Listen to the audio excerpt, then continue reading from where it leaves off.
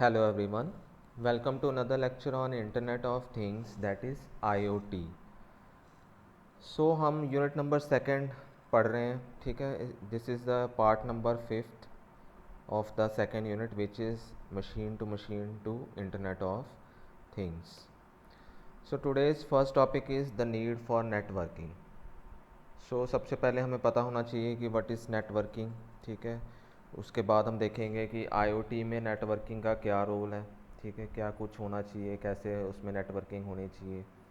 सो ये हमने आज सारे टॉपिक इसमें स्टडी करने हैं. So first is the need for networking. The network is created when two or more computing devices exchange data और इन्फॉर्मेशन. ठीक है, नेटवर्क कब बनता है? जब दो या दो से ज़्यादा डिवाइसेस आपस में कनेक्ट होकर डाटा को एक्सचेंज करते हैं या इन्फॉर्मेशन को एक जगह से दूसरी जगह पे भेजते हैं.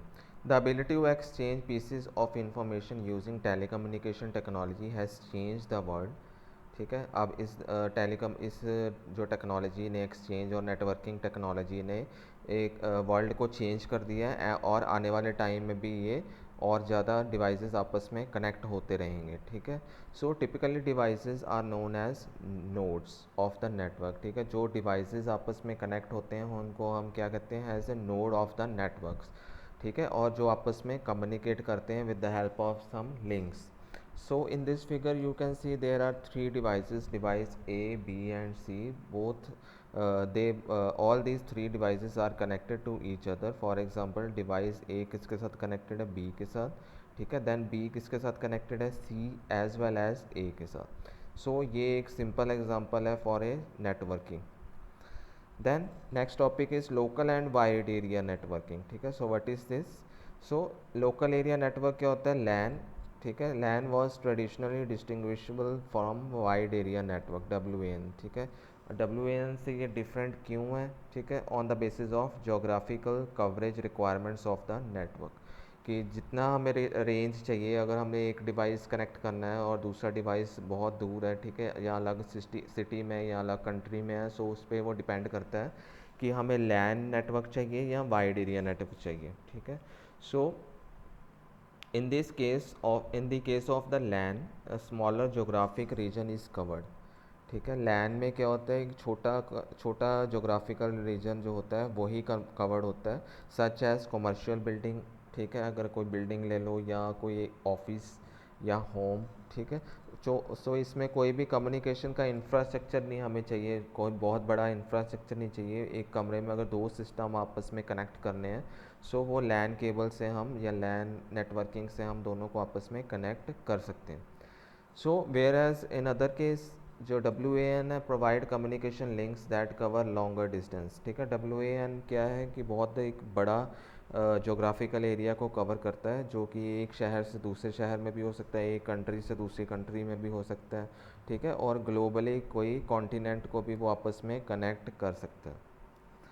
इन practice WAN are often use to link LAN and MAN. ठीक है, अब जो WAN है वो बेसिकली क्या करता है कि जितने भी मल्टीपल लोकल एरिया नेटवर्क है उन सबको आपस में कनेक्ट करता है, या उन आपस में ब्रिज की तरह काम करता है, या मैन नेटवर्क को आपस में कनेक्ट करता है. सो वैन बेसिकली क्या है? मल्टीपल लैन नेटवर्क या मैन नेटवर्क को आपस में कनेक्ट करके हमें सपोर्ट देता है कि हम एक कॉन्टिनेंट से दूसरे कॉन्टिनेंट में ईजिली कोई भी डिवाइस कनेक्ट कर पाएँ. ठीक है, इसमें अगर दो राउटर हमने जोड़ने या दो स्मार्टफोन्स को आपस में कनेक्ट करना है, सो दो मशीन टू मशीन डिवाइसेस को कनेक्ट करना है, तो वो भी इसकी इंटरनेट की हेल्प से ये पॉसिबल हो सकता है इन द WAN. ठीक है, सो लैन में क्या था कि हम कुछ ही किलोमीटर को कवर कर सकते हैं, वेयर एज जो वैन है उसमें हज़ारों किलोमीटर को हम कवर कर सकते हैं टू कनेक्ट टू डिवाइसेस और more than two devices. So considering M2M and IoT application, there are likely to exist. So considering M2M and IoT applications, there are likely to exist a combination of traditional networking approaches. ठीक है, अब M2M और IoT applications में जो पुरानी technologies हैं, traditional networking technology, for example 2G 3G 4G, ठीक है, ये भी यूज़ हो सकती है. उसके अलावा जो लेटेस्ट टेक्नोलॉजीज़ हैं वो भी यूज़ होती हैं. ठीक है, दोनों का आपस में कम्बिनेशन होता है.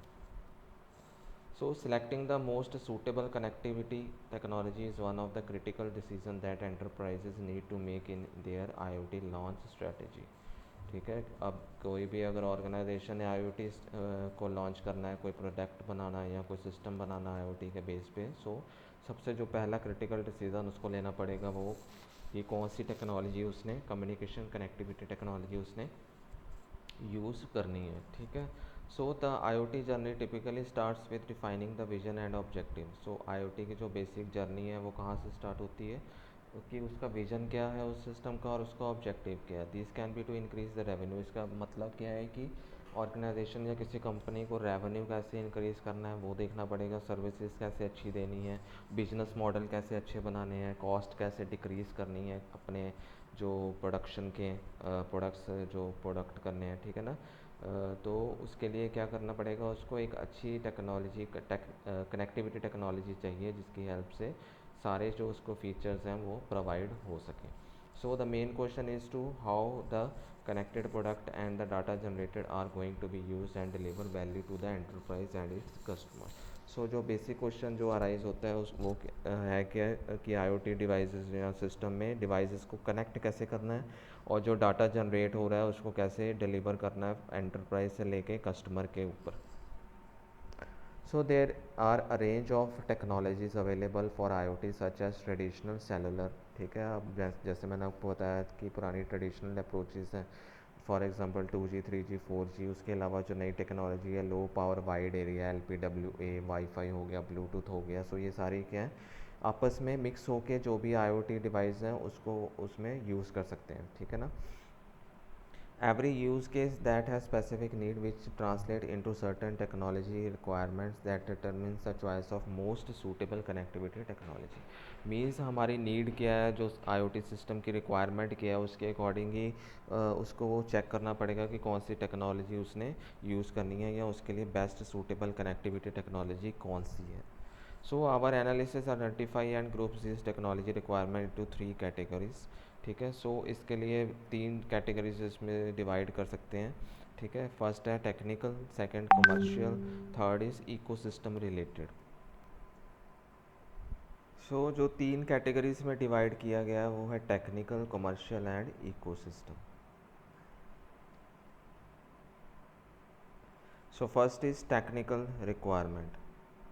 ठीक है, अब टेक्निकल रिक्वायरमेंट में क्या कुछ कवर होना है, उसमें कवरेज कितनी है उसकी। ठीक है, कितनी दूर वो दूसरा डिवाइस पड़ा है जिसके साथ कनेक्टिविटी करनी है। एनर्जी एफिशिएंसी इसमें कम होनी ज़्यादा होनी चाहिए, एफिशिएंट होना चाहिए। ठीक है, एनर्जी कंजप्शन कम होनी चाहिए। डाटा रेट है, मतलब कि जो डाटा ट्रांसफ़र रेट है, ठीक है, वो ज़्यादा होना चाहिए। And other feature element to specific application. उस second one is commercial requirement में क्या आएगा, क्वालिटी ऑफ सर्विस कैसी है, कॉस्ट कितना है उसका, सिक्योरिटी स्केलेबिलिटी कैसी है उसकी। ठीक है, then third one is ecosystem requirements. Ecosystem का मतलब क्या है कि वो फ्यूचर प्रूफनेस है उसमें कि आने वाले टाइम में भी वो चीज़ यूज़ होने वाली है या नहीं। ठीक है, ग्लोबल रीच होना चाहिए एंड इंटरऑपरेबिलिटी। ग्लोबल रीच का मतलब कि पूरे वर्ल्ड में वो ईज़िली यूज़ हो जाना चाहिए। ठीक है, एंड इंटरऑपरेबिलिटी मतलब कोई अगर चेंजेस आती हैं किसी टेक्नोलॉजी में तो वो ईज़िली उसमें कन्वर्ट हम कर सकें। So first is technical requirement. The 3 main technical requirement for any enterprise looking into IoT connectivity technology are coverage, energy efficiency and data rate. So technical requirement में 3 चीज़ें कवर होती हैं। First is coverage. ठीक है, coverage में मैंने आपको बताया कि कितनी दूर एक डिवाइस दूसरे डिवाइस के साथ कनेक्ट कर सकता है, उसको कहते हैं हम कवरेज।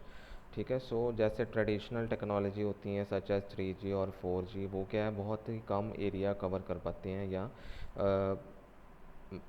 जो 1G 2G 3G, ठीक है, ये इनका कवरेज एरिया कम था। जो 3G और 4G अब आ रही है उसमें क्या है एक्सीलेंट कवरेज एरिया है। ठीक है, मतलब ये एक शहर से या एक कंट्री से दूसरी कंट्री के बीच में भी कम्युनिकेट करवा सकती हैं। ठीक है, एक नई टेक्नोलॉजी है ये, that is LPWA technology.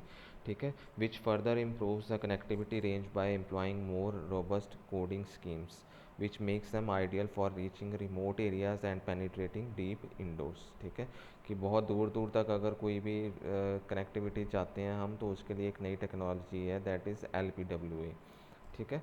So short range technology में और क्या आ जाता है, जो कम दूरी की टेक्नोलॉजीज़ हैं, ठीक है, उसमें आ जाता है वाईफाई, ज़िगबी, ठीक है, जो कि बहुत ही कम दूरी में जो डिवाइसेस पड़े हैं उनको आपस में अगर कनेक्ट करना है तो उसके लिए ये वाईफाई और Zigbee is better option.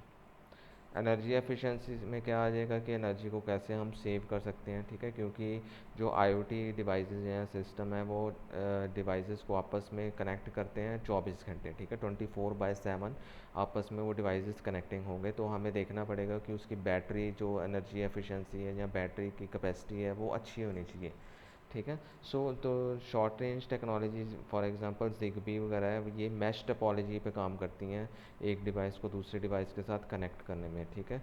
But इसमें क्या है कि बैटरी बहुत जल्दी कंज्यूम हो जाती है, ठीक है। सो उसके लिए एक नई टेक्नोलॉजी है, दैट इज़ WPA टेक्नोलॉजी। सो वो क्या करते हैं, एक एनर्जी कंजप्शन को कम कर देते हैं, ठीक है, कि जो जो उसमें अच्छे प्रोटोकॉल यूज़ करके उसकी एनर्जी को जो कंजप्शन है वो रिड्यूस कर देती है, ताकि वो बैटरी जो है ज़्यादा टाइम तक चले और जो आईओटी डिवाइस है वो अच्छे तरीके से काम कर सके। देन डाटा रेट में क्या आ जाएगा कि अगर डाटा रेट का अब कितनी स्पीड से डाटा ट्रांसफ़र होता है, ठीक है, वो कुछ मेगा बिट्स पर सेकंड से लेके बहुत ज़्यादा डाटा भी वो ट्रांसफ़र कर सकते हैं, for example for video surveillance, ठीक है, अगर किसी पे कोई monitor video conference video surveillance रखनी है, ठीक है, वीडियो रिकॉर्डिंग करनी है, सो उसके लिए बहुत ज़्यादा डाटा चाहिए होता है, ठीक है। सो वो सारा डाटा कैसे ट्रांसफ़र करना है उसके लिए जो कनेक्टिविटी टेक्नोलॉजी चाहिए वो भी अच्छी होनी चाहिए। So Wi-Fi and cellular network have used large bandwidth and complex waveform, ठीक है, जो वाईफाई और सेलुलर नेटवर्क है उसके जो रेंज है, बैंडविड्थ है, वो बहुत ही अच्छी होती है, वो बहुत ज़्यादा डाटा एक टाइम पे ट्रांसफ़र कर देते हैं, पर उसमें जो बैटरी कंजप्शन है वो बहुत ही ख़राब होती है, ठीक है। सो इन कंट्रास्ट जो LPWA है वो क्या करेगा कि जो बैटरी कंजप्शन है वो इम्प्रूव कर देगा और जो अच्छा बहुत ज़्यादा डाटा रेट है उसको वो ट्रांसफ़र कर देगा एक जगह से दूसरी जगह के ऊपर। So in this figure you can see जो 45 billion IoT connections will be supported by WP WAN, ठीक है। सो जो इन बाय 2025, ठीक है, सो 2025 में क्या होगा, जो 45 बिलियन डिवाइसेस आपस में कनेक्ट होंगे वो किसकी हेल्प से होंगे कनेक्टेड, मोस्टली WP WAN की हेल्प से, ठीक है, जो नई टेक्नोलॉजी है जो पावर कम कंज्यूम करती है और डाटा ट्रांसफ़र रेट उसकी बहुत ज़्यादा। So in this diagram you can see जो शॉर्ट रेंज टेक्नोलॉजी है उसमें वाईफाई आ जाएगा, ज़िगबी और ब्लूटूथ आ जाता है, ठीक है, पर उसमें जो डाटा ट्रांसफ़र रेट है वो भी क्या है इसमें कम है, ठीक है। Where as traditional 2G 3G इसमें डाटा ट्रांसफ़र रेट तो अच्छी है पर इसकी जो है वो शॉर्ट रेंज है, ठीक है। और LPWA क्या है, इसमें डाटा ट्रांसफ़र रेट भी ज़्यादा है और उसकी जो कंजप्शन है या कवरेज एरिया है वो भी बहुत अच्छा है। So this was all about today's lecture. Thank you so much.